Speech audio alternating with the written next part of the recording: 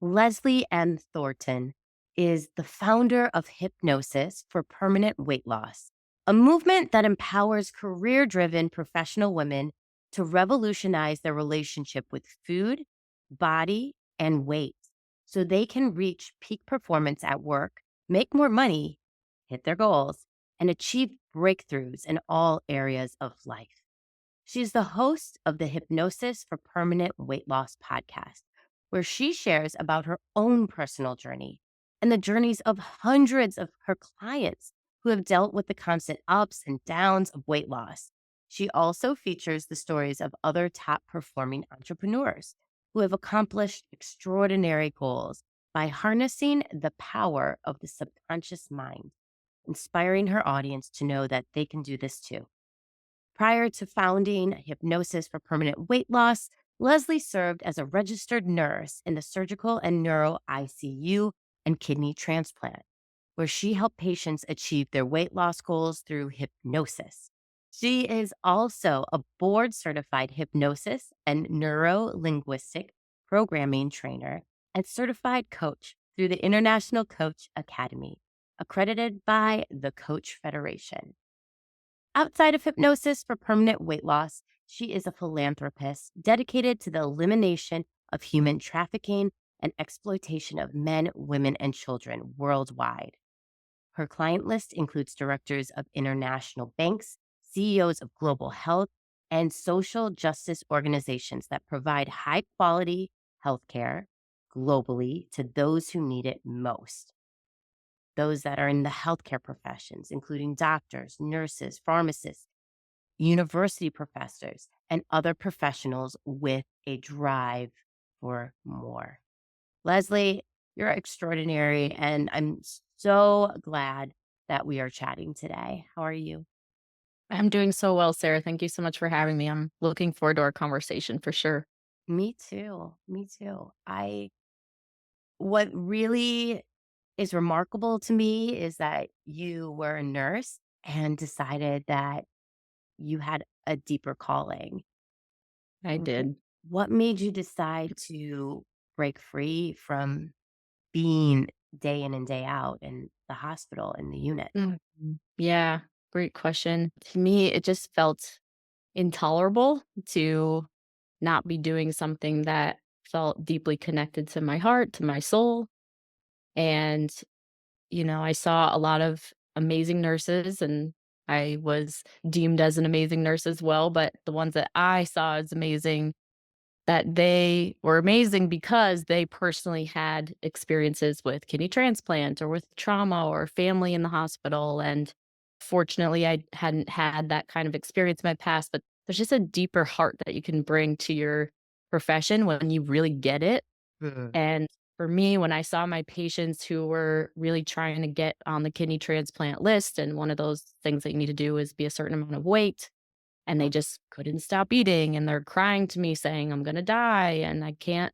And then surgeons getting really angry and saying, "Well, if they just stopped eating that, then they wouldn't have an issue," and having no tolerance for that. And me, just from my own personal experience, getting what it's like to not be able to stop eating Mhm. and to feel completely out of control those habits, it just that in tangent with my having the experience of hypnosis, which I was super skeptical of when I first found it, but it made a huge impact in my life.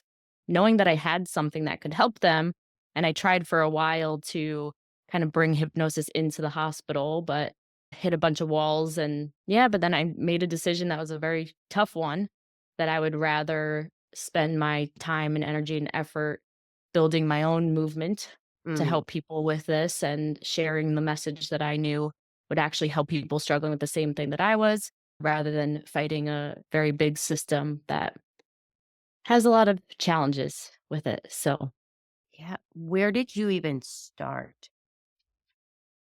Yeah. Well, first I was working part-time as a nurse, and then I was doing part-time with coaching and getting my education in hypnosis and neuro-linguistic programming as well as coaching, and was just really learning how to make it possible, how to make it happen.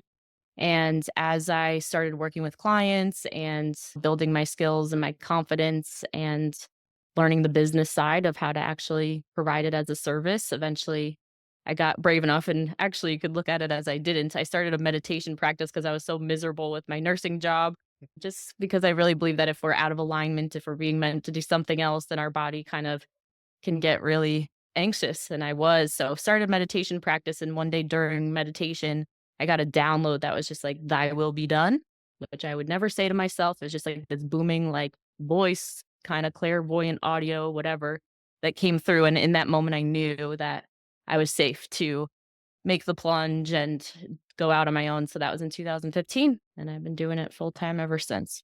Wow, 2015. So you've been doing this now for a long time. Mhm. Yeah. Yep. What have you found that has been beneficial when your clients let go and be open to hypnosis? Mhm. It's where the journey arguably can really completely begin, and I will say that it is true just with surrender in and of itself.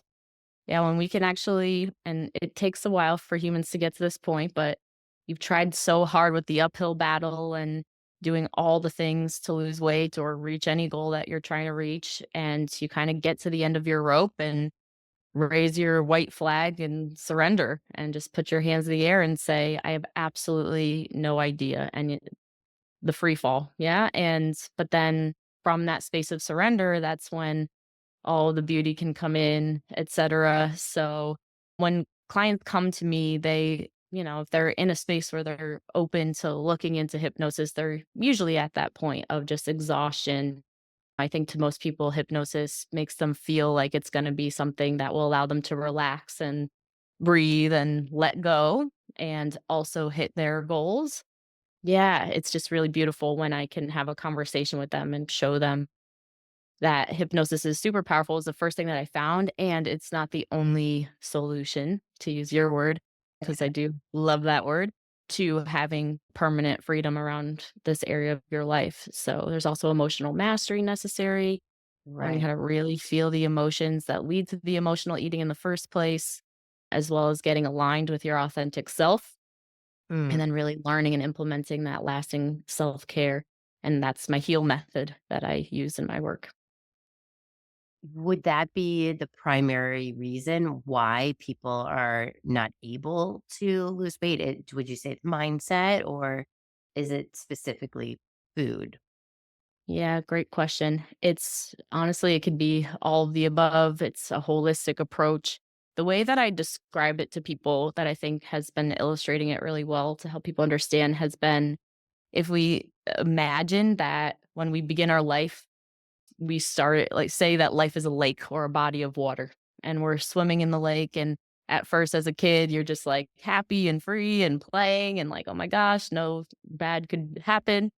And then something happens that creates negative emotion in the body. And so we experience panic and fear and all those types of things. And so, what do we do to prevent ourselves from drowning? We'll grab onto the first thing we can grab onto. And for many of us, that ends up being food because Mm. it's so available Mhm. and for so many of us. And so, there we go. And so, it's like, wow, and that worked, right? That prevented me from drowning. And then we might start putting on weight, Yep. and then we get the feedback from society that this is bad, or from your doctor or your parents, right? This is bad that you're gaining weight. So now you feel panicked again. You're scared, fearful, don't know what to do. So you cling on to the next thing that you can figure out that's going to bring safety, a diet. And so your whole life, we're just going back and forth between the food and the diet to give ourselves that emotional safety. And we think that that's the answer. Yeah. But where people really find freedom and healing from this is when we can let go of both of the diet and the food. And my favorite thing to do is actually teach my clients how to swim. Mm. Yeah, swim to the other side, actually, because we think we're getting farther in the lake, but we're actually just holding ourselves back by holding on to these things. So, again, circling back to that surrender, and that can be so scary when we've been dieting since, on average, I think it's like 80% of women by age 10 are on a diet. Yep. Brand new, but it is possible and it's really worth it and beautiful on the other side. Wow. I never really thought of it like that, but I think also in our climate that we're currently living in, I do feel we tend to grab towards safety and, it's January, right? So we tend to do New Year's resolutions and it's about diet, new you 2.0, but it's not necessarily about loving yourself, putting your needs first because you've always put everyone else's, or it's about whatever's happening out in the world and not tapping into what you need right now if you're not feeling good about everything around you. So to those that are kind of experiencing the New Year blues, what do you recommend that they do during this time? Yeah, I think just that honest conversation with yourself on what actually would feel aligned and good for you. I think that if we're just putting, what we think we should be doing, or you might actually feel an itch to want to take better care of yourself, but maybe allow yourself to get a little bit more creative with what would that actually look like if I could have it anyway. Also asking yourself, if I was on an island by myself and no one was could look at me or judge me on the way that I was eating or the way I was taking care of myself or my health, what would I be doing? And give yourself permission to really do that. I've had clients come to me that say, I just intuitively knew that there had to be a deeper root cause to my issue. And for that, it's like then paying attention to that and being like, okay, so where is that? Right? And then making a decision to find that, because we're going to be consistent with something that's actually aligned to our soul, aligned to our heart. In this time, you're not the same person that you were last year or the year before. And yet we keep slapping the same intention every single year. And then we Yep. have the experience of feeling like we're failures every year. When in reality, again, if you can get really clear on what is your truth now and this month, then yeah, find it and then take action on it. I love that. Now, how can then you live that life that you're so desperately trying to attain? I know you mainly talk about like living a life by design. How does that work? Yeah, absolutely. It actually gets pretty fun. So, our unconscious minds are designed to keep us safe. And so, oftentimes, we try to motivate ourselves through fear, whether that's consciously or unconsciously. And while it can work, what I find is eventually, as we continue evolving, and we've done enough fear-based dieting in the past based on whatever we're running away from, we get to a space where we're burnt out from that, that it doesn't feel good anymore, and to flip it and go towards something that actually inspires you and, yeah, brings you more energy and light to think about it rather than what you're running away from. So, a way that you can identify this is if you ask yourself, say your goal is you wanna lose X amount of pounds this year, then say, "Once I lose X amount of pounds, then what will I be able to do? What will that bring me?" And you might find different things like I'll have more confidence, I'll be excited about buying new clothes and going and being more social and having more energy, all amazing intentions. And when we're really looking to have lasting success with these types of things, what I would invite someone to do who it speaks to is to challenge yourself to see how you can start doing those things now. How can you feel confident in your clothes right now? How can you create more energy in the now? Because the truth is, so because we've had diet experience in the past and we know how good it feels to see the scale go down and down and down and down and down because you're being so perfect with your diet and you get that dopamine rush, your brain actually thinks that the only way that you can be happy and achieve those things is to lose weight. And what I want to say is that that is a temporary drug release that is Mhm. giving you that temporary high. Yeah. And therefore, your whole life, you're going to be chasing that high. And it's not authentic. It does feel good, but it's not lasting. So if you're sick of the short term, which if the short term and the dopamine rush and whatever is what you wanna do and you are aware of the whole like, then go for it. Yeah, there's no it's whatever speaks to you, but if you're tired of it and you don't want to feel the way that you do at the end when you start putting the weight back on again Mhm. and feel even worse than you started out with again, then this is where this conversation gets to exist of looking at those deeper understandings. So yeah, how can I buy a new even one new outfit that fits my body today and see how that translates to better feelings now that leads you to then take better actions. And then along that way, you get to discover what does make you feel good. And that's really the journey that I bring my clients through in the program as well, but because oftentimes if you started dieting so young, like, you don't even know what activities you really love. You don't really know who you are fully. You don't really have an understanding of your emotions and your thoughts. For a lot of my clients, it's giving them a safe place to actually learn about themselves, about their bodies, about how they like to eat, how they don't wanna eat, because if you're following somebody else's plan, somebody else's rule book, it's never authentic, it's never yours. Yeah. And so therefore it won't last. What are some common emotions that come up for people? Mhm. Guilt. A lot of people either they're very aware of their anger or they're not. They're suppressing it and they don't think they have any, but it's a major one. Anger is a big thing that drives us to the cabinet. Sadness, fear, hurt, guilt, shame, all the negative emotions. Definitely negative self-talk, judging yourself. Why are you doing that? You know you shouldn't be eating that. What's wrong with you? Yeah, all of it. So, obviously, goal setting, and that's a unique way of goal setting. I really love that. I think my audience is going to take that piece and run with it. But how then can you then delete or omit this diet mentality that we've been so programmed in Mhm. for the future?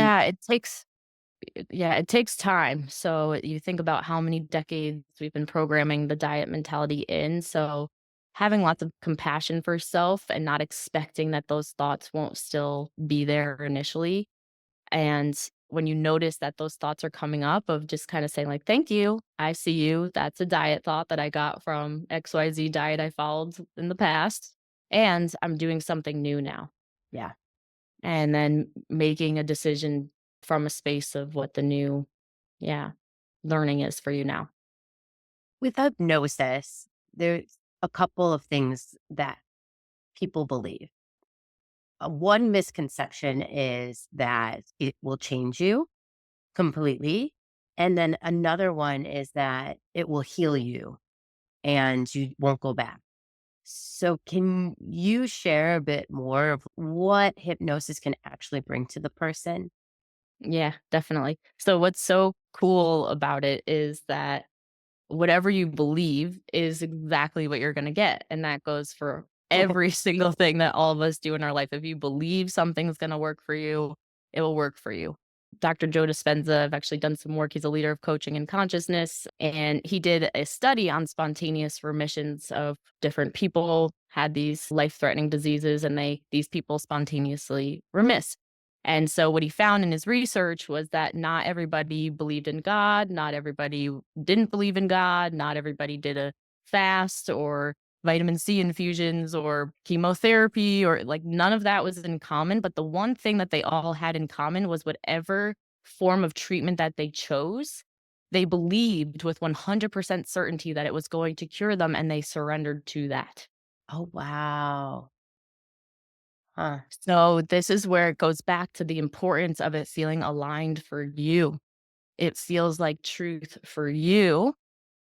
and then you surrendering and just putting all of your focus and intention on that because that's what's going to happen. So with hypnosis specifically, when I have clients who come on and they're like, I believe in it, I love it, I'm open to it, I'm excited for it, I'm whatever.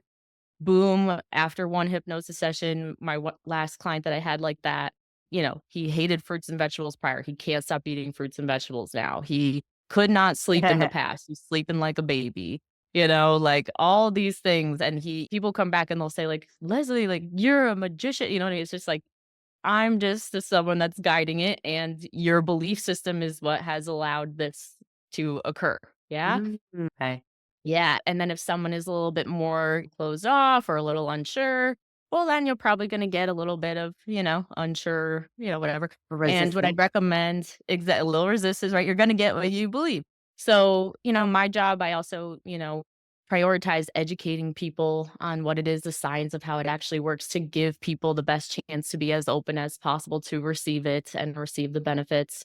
And I'm also very open and transparent that hypnosis was not the only thing that it took for me to get the full freedom around food, body, and weight. It was a helpful tool. It showed me that there was a deeper something going on than what I Mm, had anticipated. My experience was after my first hypnosis session, I woke up the next day and I knew the thoughts that would normally immediately flood my mind. How much did I eat last night? Did I overdo it? What's for breakfast today? Is there gonna be enough of it? How can I last throughout the day without this? Like, it's crazy kind of scarcity-based thinking around food, body, and weight. I knew they would normally be there, but this specific morning, I felt like I was able to actually I was sitting back inside my body and more seeing them and not controlled by them. mm. I used to Okay. feel like there was an energetic cord pulling me to the refrigerator, to the cabinet that just completely took over, which is very scary for anyone who gets that. And so just the hypnosis that first time of me actually feeling like I wasn't panicked about going to a party or a buffet and completely being out of control anymore was just like such a relief and like all I wanted because I actually had a fear that if I wasn't dieting or managing my eating that I was going to end up on that show My 600-Pound Life.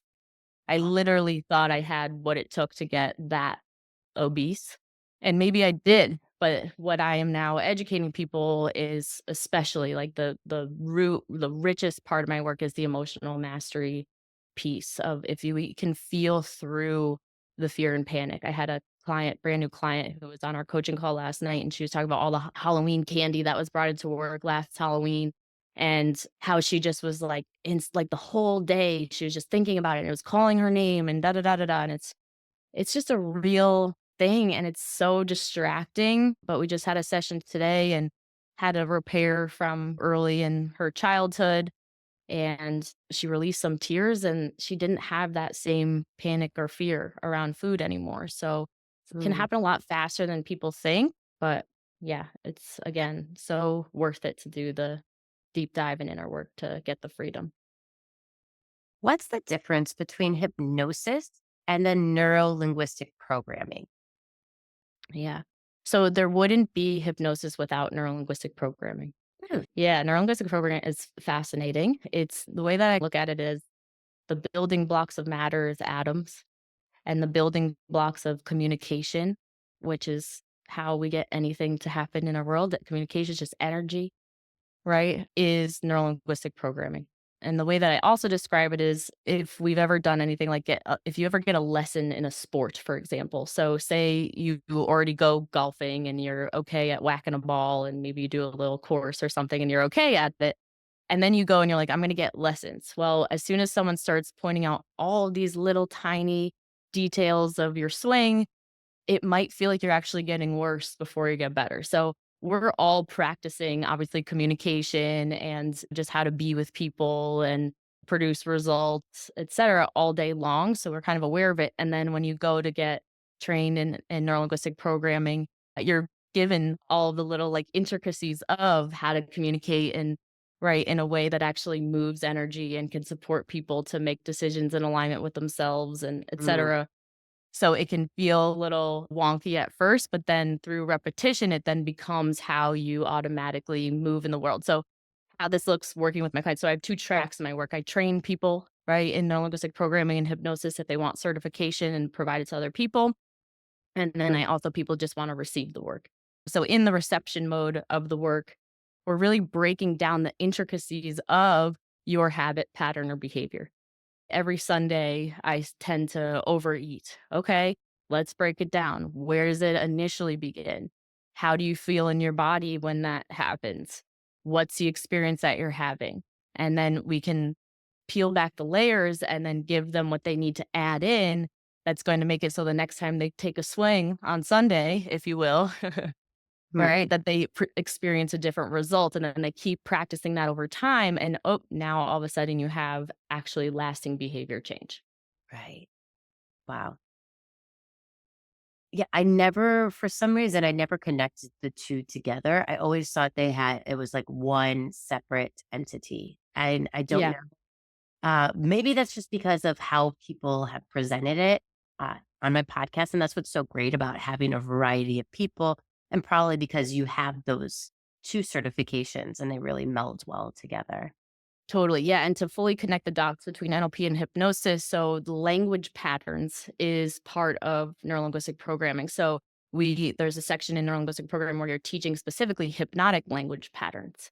You can use those in regular language that still supports someone to be in a flow state, and obviously I only use NLP and train people who are using it for good, Yeah. because there is the alternative part of it, but if there's anything that we can do as leaders to communicate in a way that's going to actually support someone in feeling safe enough to move forward and change their life in a positive way we know can help them, then let's do the best that we can to learn how to do that for people so we can do that in day-to-day language, and then we can intentionally apply hypnotic language patterns to a formal hypnosis script that then allows the unconscious mind to be receptive to that positive message geared towards what the client wants and then produces that result in the physical. For anyone that has experienced deep trauma or, loss, does it take several sessions to really dig deep into what's really going on there? Why all this the weight, if you will, is, like, over-consuming? Yeah, every client's a little bit different.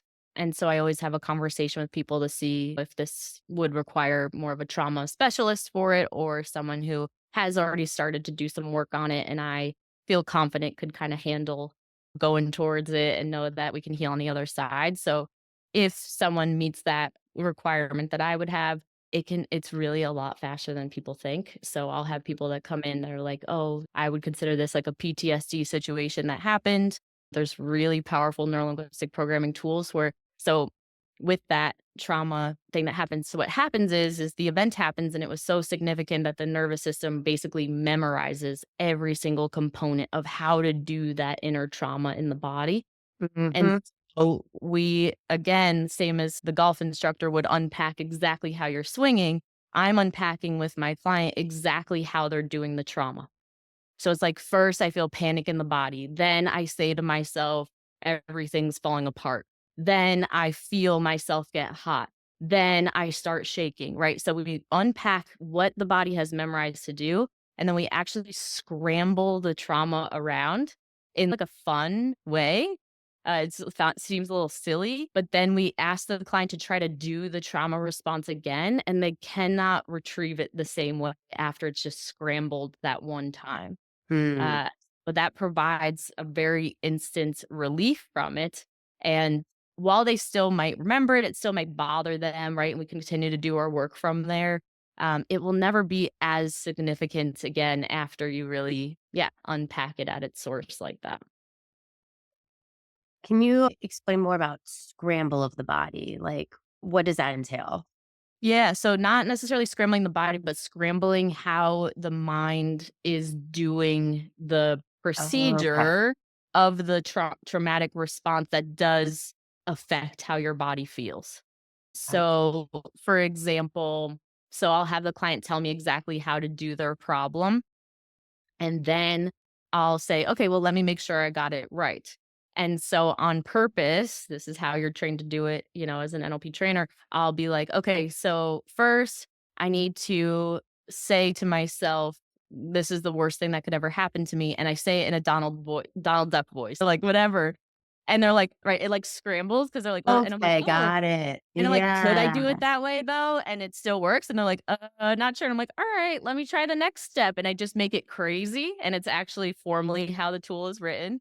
And then again, at the end, I say, "Okay, try to do it. Think about it again and try to do it." And they just hear, like, my Donald Duck voice or, like, and it feels off, and their body can't retrieve it the same way. Fascinating.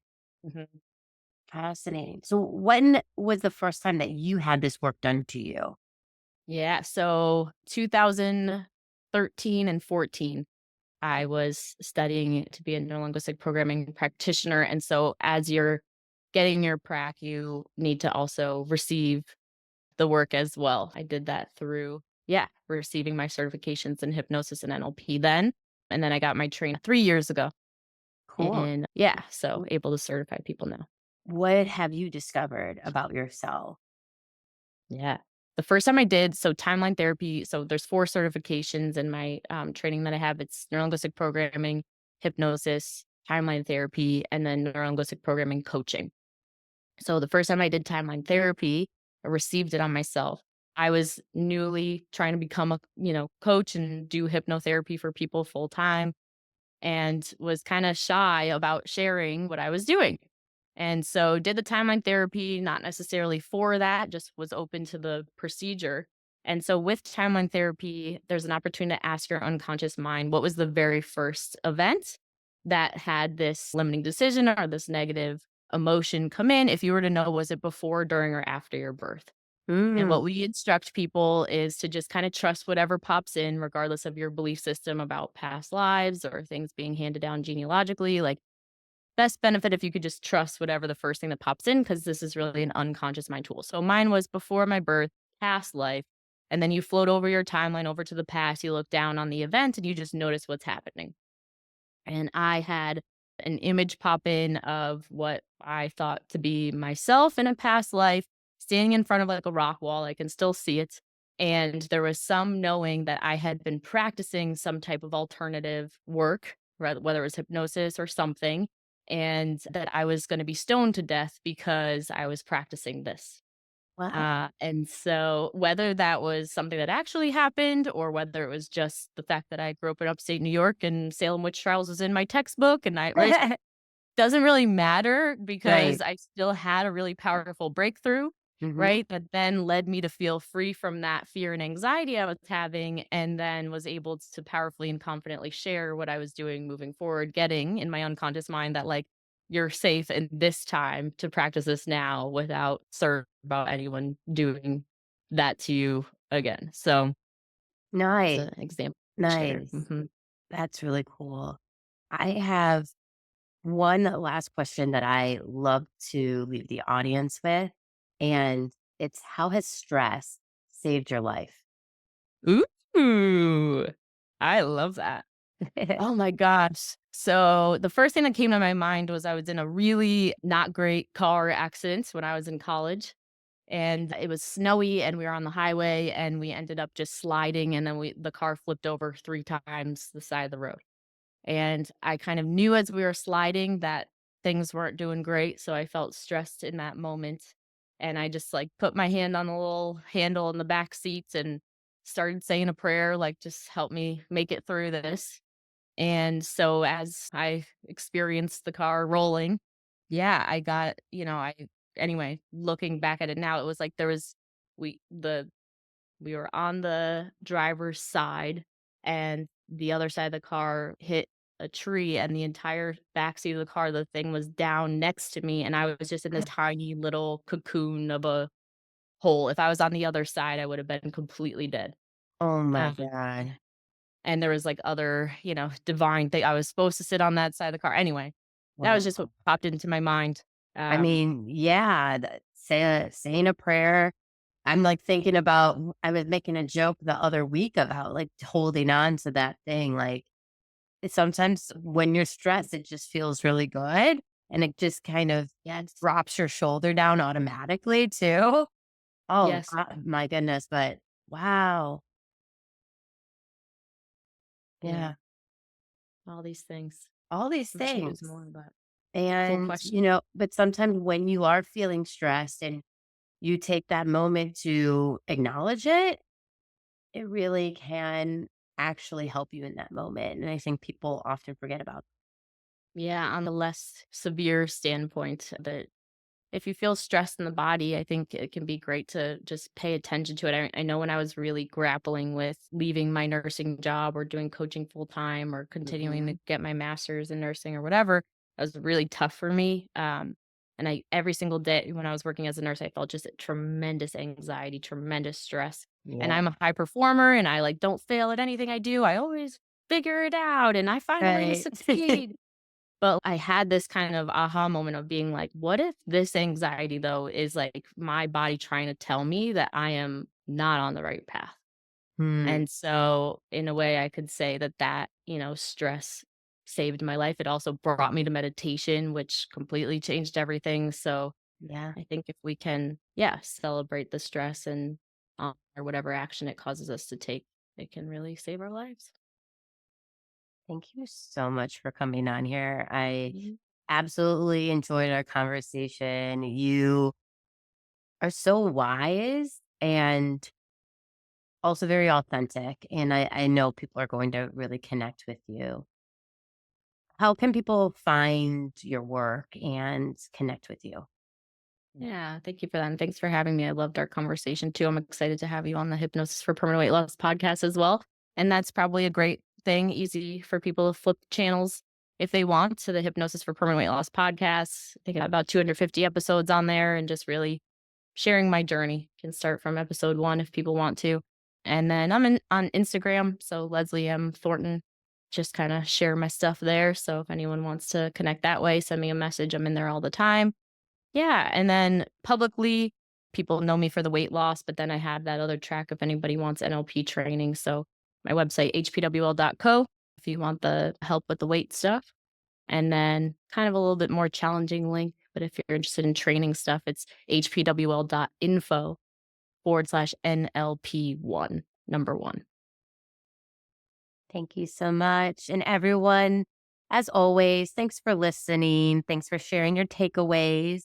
And remember to be kind to yourself on this self love journey. Take care.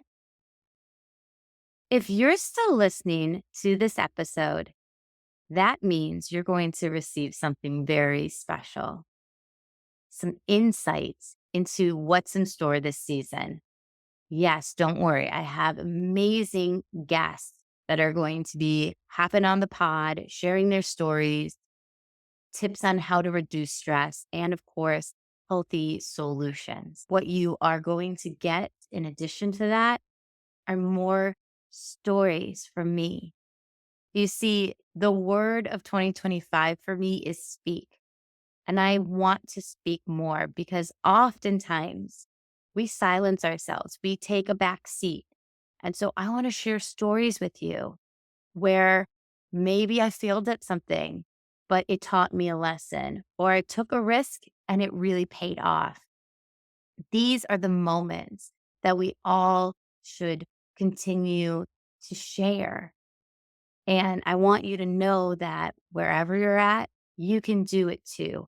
It's just taking a step forward so then you can have some momentum to take the next series of steps to hit that goal. I can't wait to share them with you. So make sure that you subscribe to Stress Free Solutions today. And don't forget to share with your friends, your coworkers, your family, and of course, as always, I want you to be kind to yourself on this self love journey.